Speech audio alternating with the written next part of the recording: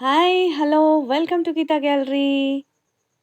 ಸೌತೆಕಾಯಿ ಚಟ್ನಿ ಹೇಗೆ ಮಾಡೋದು ನೋಡೋಣ ಬನ್ನಿ.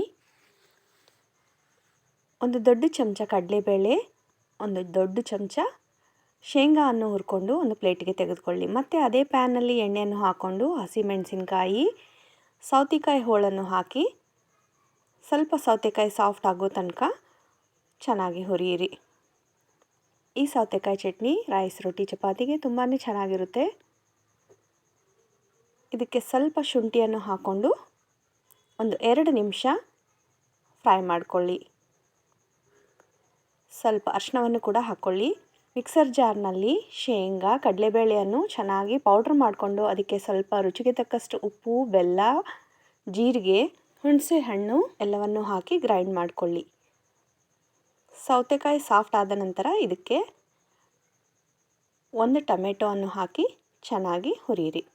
ಹುರಿದ ನಂತರ ಫ್ಲೇಮ್ ಆಫ್ ಮಾಡಿ ತಣ್ಣಗಾಗಲು ಬಿಡಿ.